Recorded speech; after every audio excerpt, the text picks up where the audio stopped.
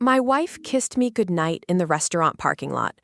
What I didn't know, 4 men with baseball bats were already hiding inside my house, waiting to cave my skull in.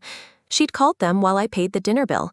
This is the true story of Melody Sanford and how her greed for $49,000 led to 6 life sentences. If you've ever believed that truth always surfaces, that justice finds a way even in the darkest corners, then subscribe right now. Hit that like button, because today's story proves that no matter how carefully evil plans its moves, it can never outrun the consequences. Let's dive in. 50 miles northwest of Winnipeg lies Inwood, Manitoba, a hamlet so small, so remote, that everyone knows everyone. The dense forests surrounding this community gave it its name nearly a century ago. It's the kind of place where peace is expected, where violent crime seems impossible. But in September 2007, that peace shattered when a group of locals ventured into moral darkness far deeper than any forest could ever be. Ivan John Rodakage was born to Croatian immigrants in the 1960s. His parents, Darlene and Joseph, watched their son grow into something extraordinary, a giant among men. At 6'10" and 275 pounds, Ivan wasn't just big, he was massive. And that size would define his entire life, from his brief moment of glory to his brutal, calculated murder. His parents saw opportunity in their son's incredible size. This was the 1980s, the golden age of professional wrestling, when cable television brought larger-than-life characters into living rooms across North America. At just 15 years old, Ivan's parents took him to wrestling promoter Walter Shevik with a simple request: train our son. Shevik took one look at Ivan's towering frame and knew he had potential. Ivan learned the ropes, literally and figuratively. He stepped into the ring at events taped in Winnipeg community centers, broadcast on local cable access. He wrestled under names like Big John and the Croatian Giant. For a kid from a small town, it was electrifying.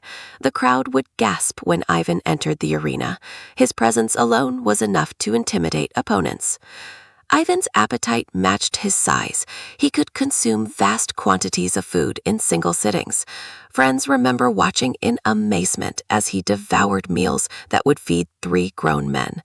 But despite his intimidating appearance, those who knew him saw something completely different. Ivan had the heart of a gentle giant, the personality of a big kid who just wanted to enjoy life and make people smile. His brief wrestling career gave him moments of glory, but when his mentor's promotion folded in 1984, Ivan's time in the spotlight dimmed. He transitioned to sumo wrestling in 1985, becoming the first champion of North American sumo wrestling. His massive frame made him nearly impossible to move. Opponents struggled and strained, trying to push him out of the ring, but Ivan stood like a mountain. But even this chapter was brief. By the early 2000s, Ivan had largely disappeared from the wrestling world. Neighbors in England rarely saw him. He became somewhat reclusive, living quietly in his small home, keeping to himself. The giant who once commanded attention in the ring now lived in the shadows. Then came the car accident. In early 2007, Ivan was involved in a serious collision. The impact was severe, and the physical toll left him injured and struggling. But an insurance settlement of $49,000 helped him recover financially. It seemed like a blessing, money to help him get back on his feet, to rebuild his life. But this money, this seemingly modest sum, would become his death sentence. Because Ivan had fallen in love. Melody Lynn Sanford had known Ivan for years through mutual connections. She was a woman who knew how to charm, how to make people feel special, how to get what she wanted. She introduced him to her close friend Rita Kushney, an older woman Melody had known since childhood. Rita seemed like a sweet grandmother figure, someone you could trust with anything. The relationship between Ivan and Melody accelerated with breathtaking speed. They moved fast, perhaps too fast for anyone to notice the warning signs. In May 2007, just months after his accident and insurance payout, Melody moved into Ivan's Inwood home. Everything seemed perfect.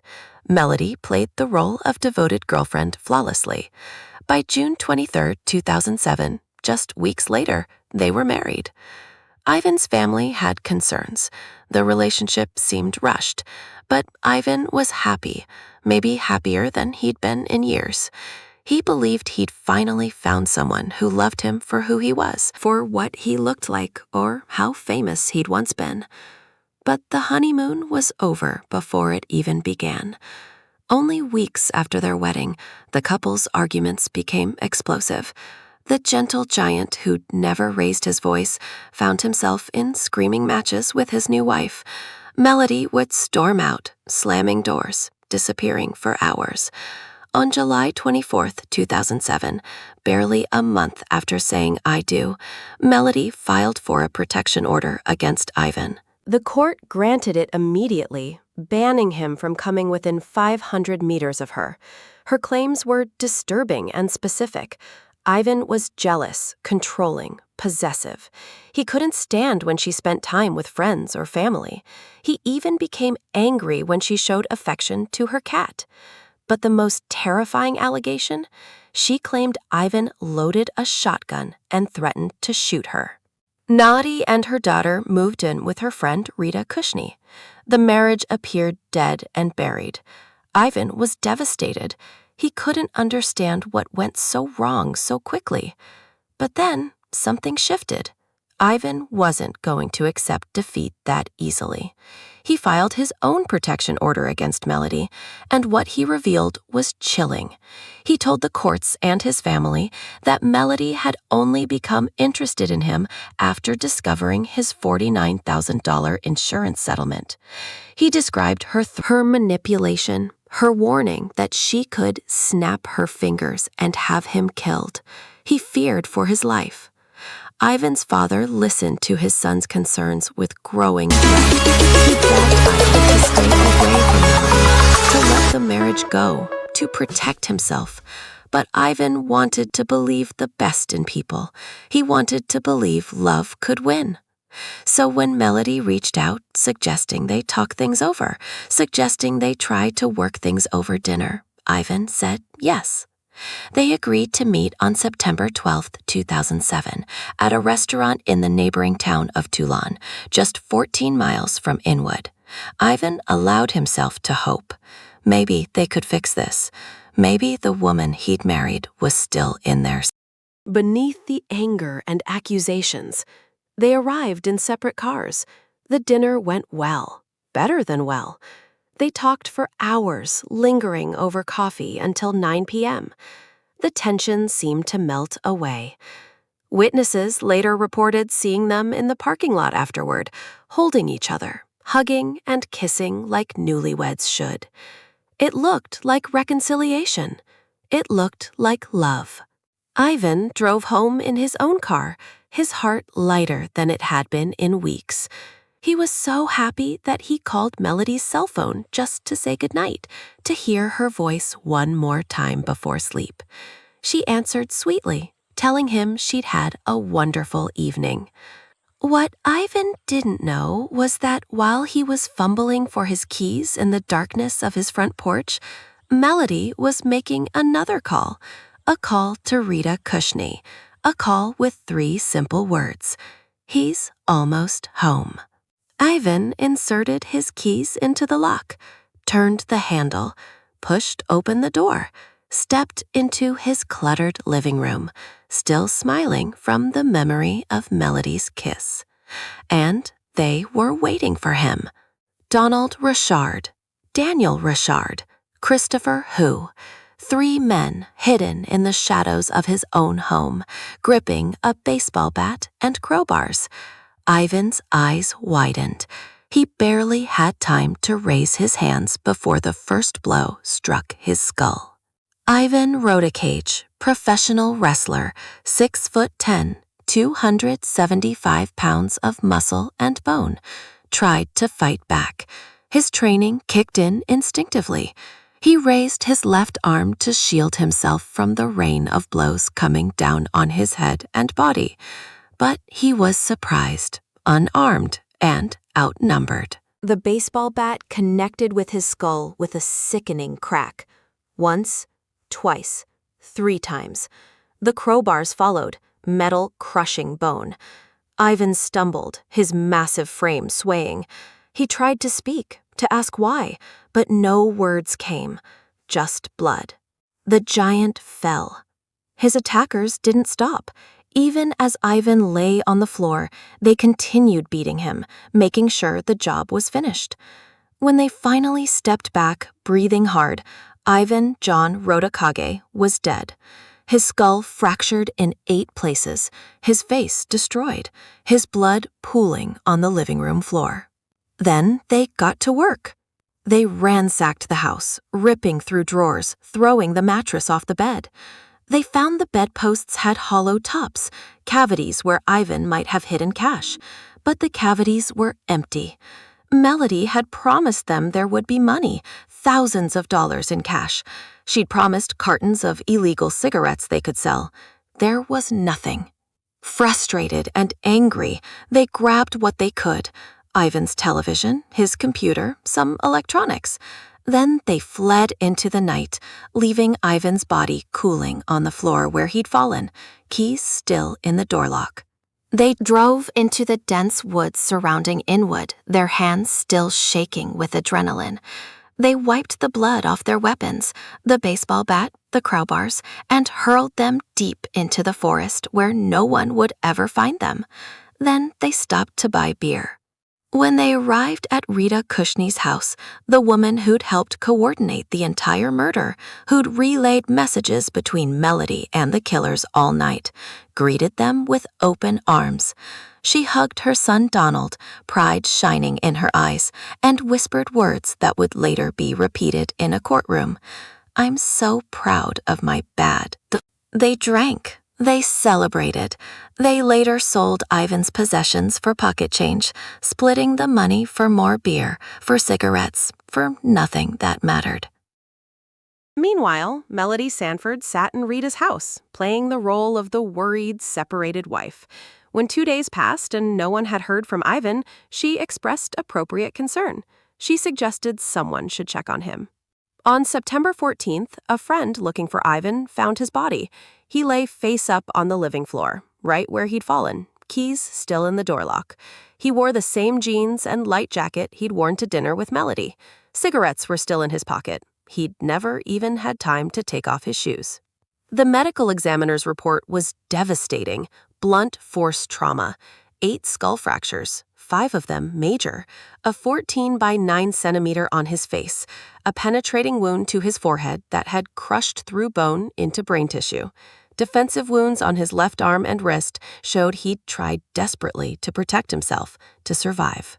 For Ivan's family, the grief was crushing and complete. Their gentle giant, their son who'd never hurt anyone, beaten to death in his own home. For the tight-knit community of Inwood, terror set in. If this could happen to Ivan, massive, strong Ivan, it could happen to anyone. Police interviewed Melody Sanford as a grieving widow, a witness, not a suspect.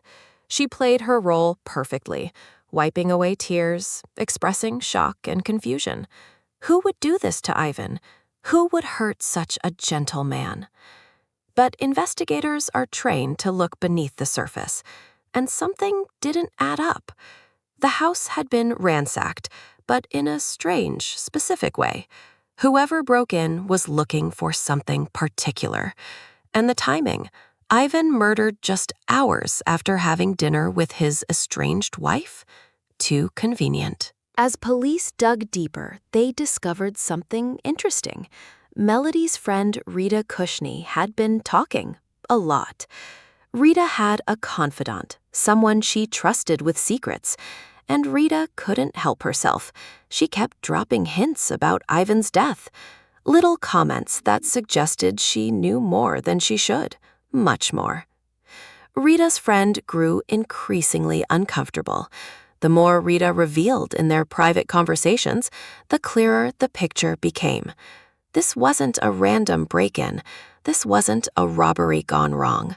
This was planned, calculated, cold-blooded murder.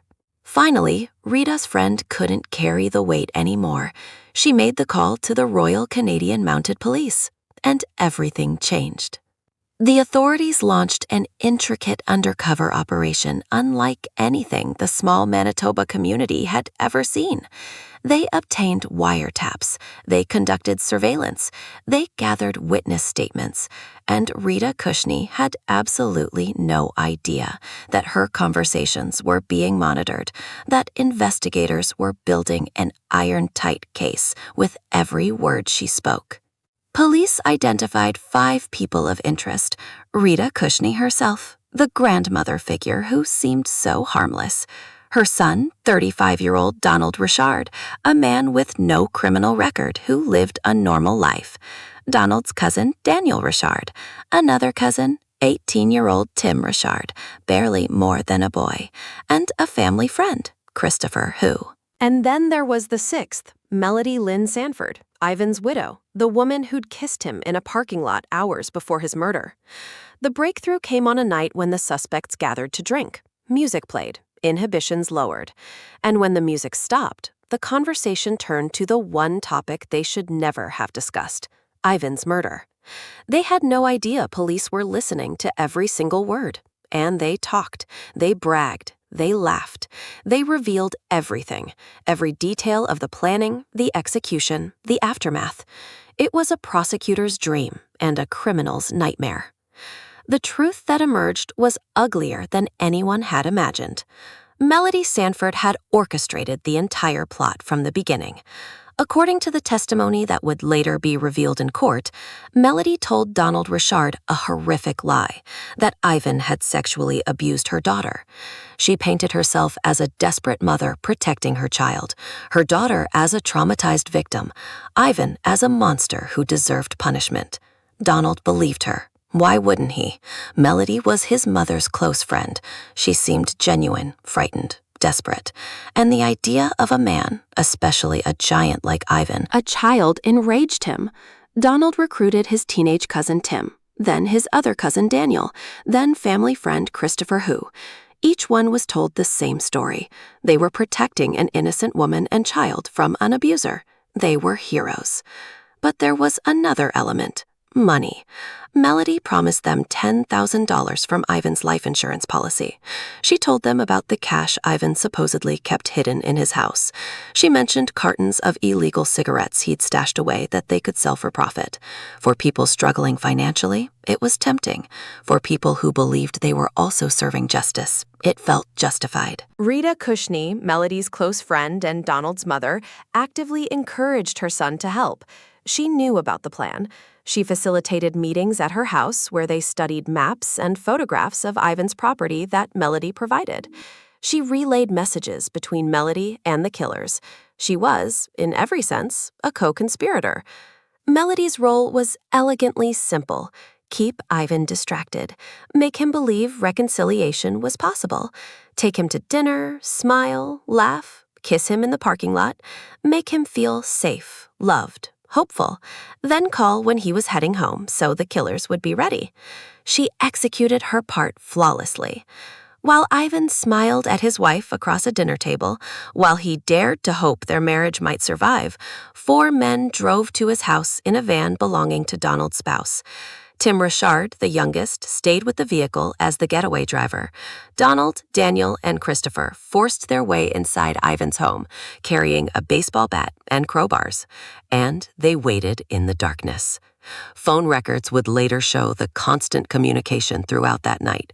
Rita calling Melody, Melody calling Rita, Rita calling Donald, a relay of messages coordinating timing with precision. When Ivan left the restaurant, Melody made the call. When he was 10 minutes from home, another call. When he pulled into his driveway, the final warning. By the time Ivan's key touched the lock, they were in position. When the murder was done and Ivan lay dead, the men searched frantically for the money and cigarettes Melody had promised. They found nothing. There was no hidden cash, no cartons of illegal cigarettes. Melody had lied about that too. Or perhaps Ivan had never had such things to begin with. Frustrated, they grabbed what they could carry, small valuable items, and fled into the woods. They disposed of their weapons, throwing them deep into the forest. Then they went to Rita's house to celebrate their victory over an abuser. But Ivan's father had been listening to his son's fears before the murder. He knew about Melody's threats. He knew Ivan believed his wife wanted him dead. And when Ivan was killed, he went straight to police with information that pointed directly at Melody Sanford. Ivan had filed his own protection order, documenting Melody's threatening behavior. He told his father she'd said she could snap her fingers and have him killed. He'd expressed his belief that Melody only married him for his insurance money. He'd feared for his life, and his fears had been absolutely justified. The undercover operation gathered overwhelming evidence. Phone records showed the web of communication between all 6 conspirators on the night of the murder. A notebook was found containing detailed diagrams of Ivan's house, with Melody's fingerprints on every page. Witness statements placed all the suspects together at planning meetings. The youngest conspirator, 18-year-old Tim Richard, who'd stayed with the van, was the weak link. Facing life in prison, he made a decision that would About that too. Or perhaps Ivan had never had such things to begin with. Frustrated, they grabbed what they could carry, small valuable items, and fled into the woods. They disposed of their weapons, throwing them deep into the forest.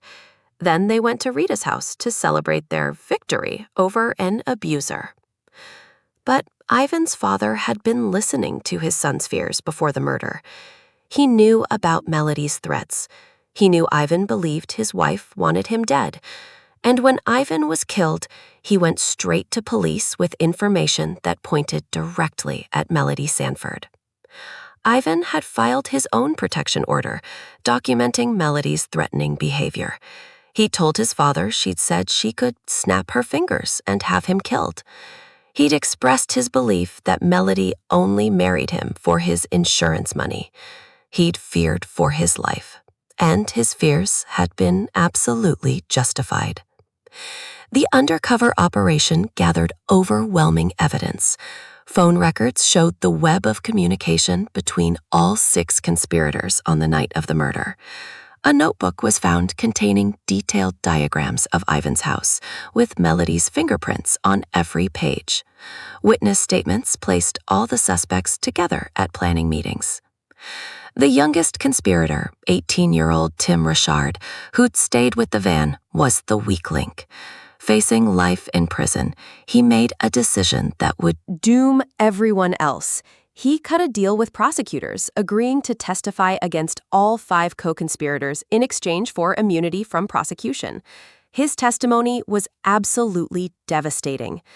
Tim described in excruciating detail the multiple planning meetings at Rita's house, Melody's promises of insurance money, Rita's active encouragement of her son Donald, telling him he could use the extra cash, that he'd be protecting an innocent child.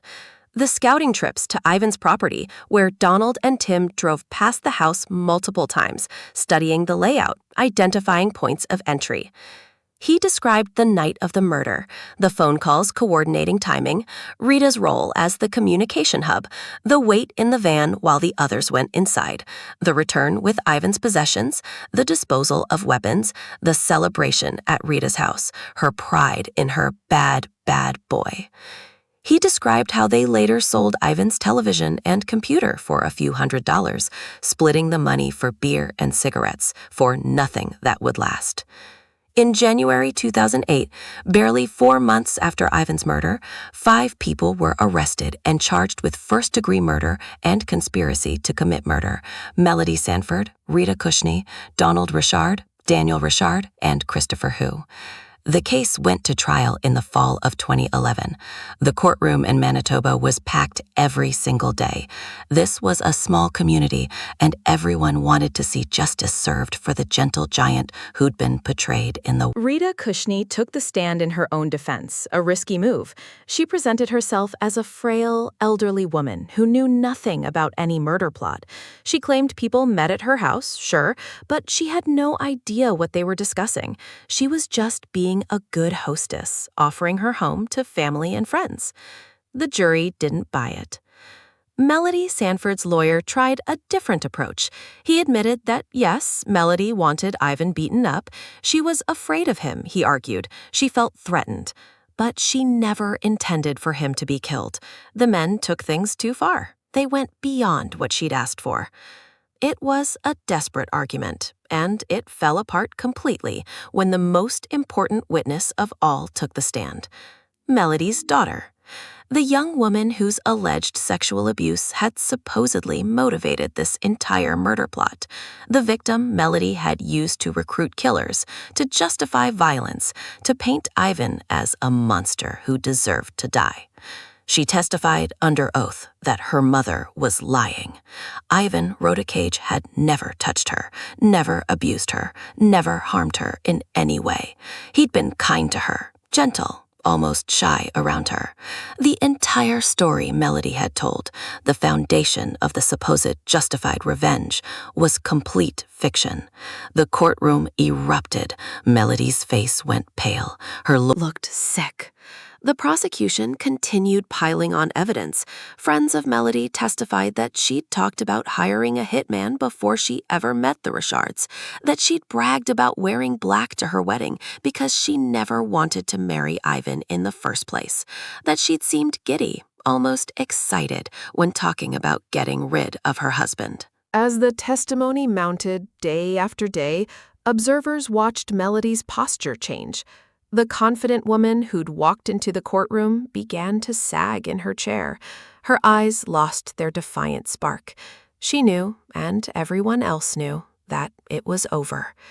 The jury deliberated, and when they returned, their verdict was unanimous.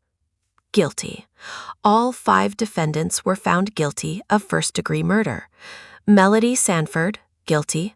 Rita Cushney, Donald Richard, Christopher Hu, guilty. Daniel Richard, who'd admitted his role just days before trial began.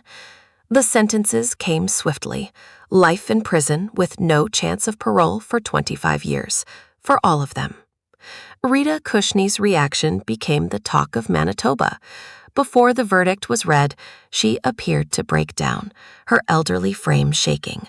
But when the jury announced guilty, something inside her snapped. She turned on her son Donald with pure venom in her eyes and screamed, "Look what you did to me, you little bastard! You're dead to me!" The woman who'd hugged him and called him her bad, bad boy with pride now disowned him completely. As officers moved to handcuff her, she screamed, "No!" again and again, her voice echoing through the courtroom. Guards had to physically restrain her. Rita Cushney was the only defendant who addressed Ivan's family directly before being sentenced.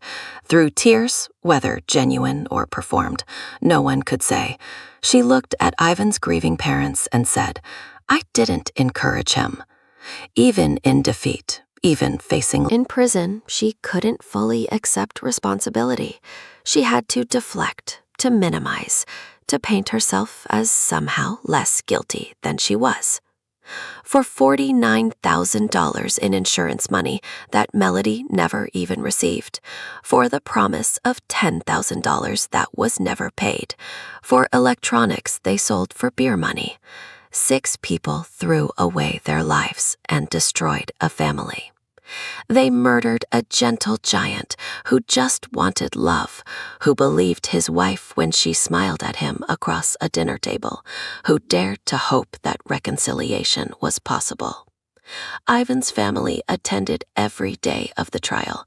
When the verdicts were read, they wept, not just from grief, but from relief. Justice had been served. Their son's killers would spend the rest of their lives in prison. They released a statement they were satisfied with the outcome, but that they would never understand why Ivan had to die, why such senseless, brutal grief had to take their son from them, why 6 people could conspire to murder a man who'd never hurt anyone. The tiny hamlet of Inwood, Manitoba returned to its quiet existence, but the community would never forget. The story of Ivan Rodakage became a cautionary tale about trust, about greed, about the dark that can hide behind familiar faces. What's the lesson here?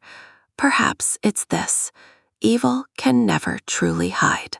Melody Sanford thought she was clever enough to commit the perfect murder. She manipulated everyone around her, Ivan, the Richards, even the police initially. She created an elaborate plot with moving parts and alibis. But darkness always reveals itself. Evil can't stay silent. It brags, it celebrates, it gets drunk and talks too much. It makes mistakes. And justice, though sometimes slow, though sometimes requiring patience and meticulous. One woman's greed, one friend's encouragement, 3 men's willingness to believe a lie, and one gentle giant's life ended in the most brutal way imaginable, in his own home, by people who'd never even met him until they decided to kill him. But in the end, every single one of them faced consequences. Every conspirator was caught, tried, and sentenced. Ivan's family got their justice, and 6 people who thought they could get away with murder learned that some debts can never be escaped. If this story reminded you that truth and consequences are inescapable, smash that like button right now. Drop a comment telling me what you think about people who manipulate others into committing murder for them. Should they face even harsher sentences than the ones who actually carry out the killing? I want to hear your thoughts. And subscribe to this channel because stories like this, stories where justice prevails, where evil faces consequences, where truth emerges no matter how deeply it's buried, are what we bring you every single day. Thanks for watching. Ivan Rodakage deserved better than the hand he was dealt, but at least his killers will spend the next quarter-century behind bars, thinking about the man they murdered for pocket change. I'll see you in the next one.